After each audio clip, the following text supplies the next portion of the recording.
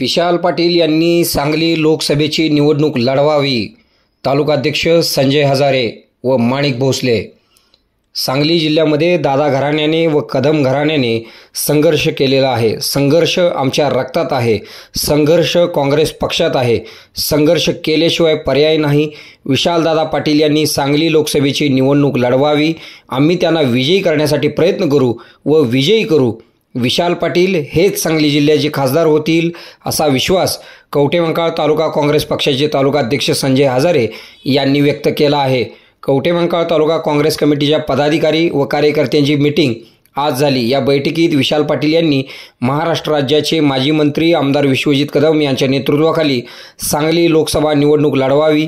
विजयाची आम्हा सर्व कार्यकर्त्यांची जबाबदारी आहे असे बैठकीत उपस्थित असलेल्या सर्वानुमते निर्णय घेण्यात आला. या बैठकीमध्ये तालुकाध्यक्ष संजय हजारे, माणिकराव भोसले, धनाजीराव पाटील, प्राध्यापक दादासाहेब ढेरे यांनी आपली ठामपणे मते मांडली.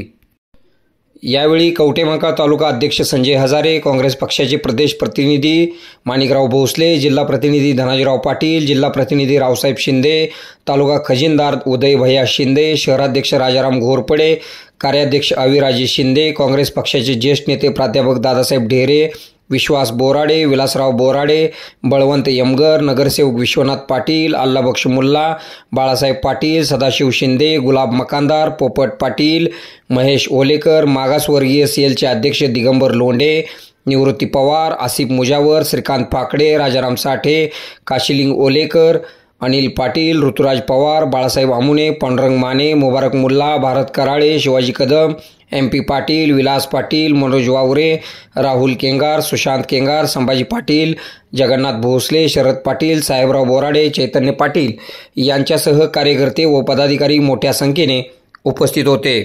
यावेळी या बैठकीमध्ये पदाधिकाऱ्यांनी आपली मांडलेली ठामपणे मते आपण पुढे पाहूया.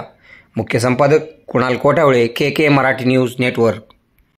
हे या देशाला आणि महाराष्ट्रातल्या काँग्रेस प्रेमींना काँग्रेसचे लोकसभेचे उमेदवार निवडून आणणार ही यात काय तीळ मात्र शंका नाही.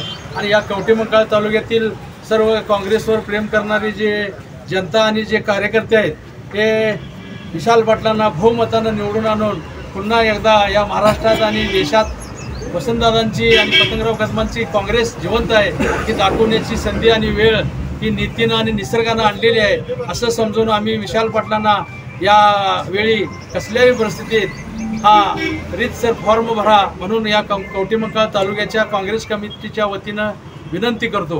काँग्रेस पक्षाचा जय हो. काँग्रेस पक्षाचा जय हो. विश्वजित कदम आगे बढ़ो, हम तुम्हारे साथ हैं. विशाल दादा आगे बढ़ो, हम तुम्हारे साथ हैं. सोनिया गांधी आगे बढ़ो, हम तुम्हारे साथ हैं. काँग्रेस पक्षाचा विजय हो. सांगली लोकसभा क्षेत्रामध्ये काँग्रेसच्या विचारधारेच्या लोकांचं अतिशय संख्या जास्त आहे. विश्वजित कदम साहेब असतील, विशाल पाटील साहेब असतील यांचं अतिशय मोठ्या प्रमाणात या जिल्ह्यामध्ये संघटन आहे. सांगली लोकसभेची सीट जर काँग्रेस पक्षाला मिळाली असती तर ती एक हाती विजय काँग्रेस पक्षाला मिळाला असता. पण असं असताना काही वरिष्ठ लेवलला राजकारण केलं गेलं आणि विशाल पाटलांचं या ठिकाणी तिकीट डावललं गेलं हे अतिशय संशयास्पद आणि शंकास्पद आहे.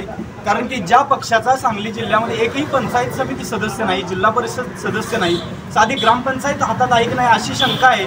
अशा पक्षाला आज महाविकास आघाडीचं तिकीट दिलं गेलं या. पण संपूर्ण सांगली जिल्ह्यातील काँग्रेस कार्यकर्त्यांच्या वतीनं आमची विशालदादांना अशी मागणी आहे की त्यांनी बंडखोरी करावी आणि लोकसभेची जागा लढवावी.